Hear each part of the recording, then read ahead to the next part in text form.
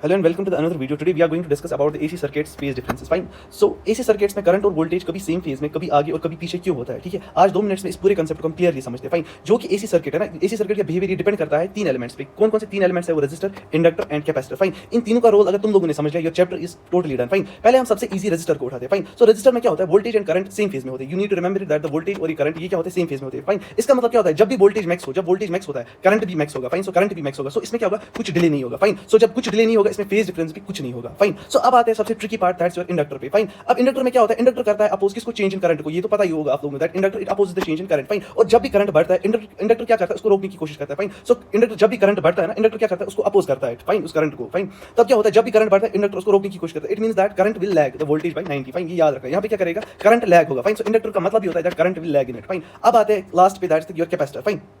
सो capacitor में क्या होता है? कैपेसिटर अपोज करता है, लाइक अपोज बिहेव करता है। यहाँ पे क्या क्यों करता है? अपोज बिहेव बिकॉज हमें पता ही है that capacitor it has a primary function that it stores the charge. Fine. ये चार्ज को क्या करता है? स्टोर करता है। फाइन। जब ये चार्ज को स्टोर करता है, इट मींस दैट ये वोल्टेज बिल्ड होने में यहाँ पे टाइम लगता है। कैपेसिटर में क्या होता है? दैट वोल्टेज बिल्डिंग में यहाँ पे टाइम लगता है। फाइन। इसकी वजह से क्या होगा? करंट लीड करता है वोल्टेज से, ठीक है, 90 डिग्री से। फाइन। सो करंट क्या करता है? जब भी यहाँ पे वोल्टेज को बिल्ड अप होने में टाइम लगता है, यहाँ पे क्या करेगा? करंट लीड करेगा वोल्टेज को 90 डिग्री से। फाइन। सो कैपेसिटर आप याद रखना that capacitor means that the current will be leading here. Fine. So अगर हम इस सबको एक क्विक रिकैप में ले ले, सो फर्स्ट 3 एलिमेंट याद रखने, resistor, inductor and capacitor. Resistor में क्या याद रखना है? There will be no phase difference. Fine. Inductor में क्या होगा? That current will lag. Fine. Current क्यों लैग होगा? हमने ऊपर समझ लिया क्यों लैग होगा। फाइन। क्योंकि वहां पे क्या करता है? जो कि रेजिस्टर है, दिस इंडक्टर में क्या होता है? इंडक्टर अपोज करता है चेंज इन करंट को, इसकी वजह से करंट लैग करता है वोल्टेज को। फाइन। और कैपेसिटर में क्या होता है? वोल्टेज लीड करता है। क्यों लीड करता है? करंट लीड करता है। क्यों यहाँ पे करंट लीड करता है? बिकॉज यहाँ वोल्टेज बिल्ड अप होने में टाइम लगता है। फाइन।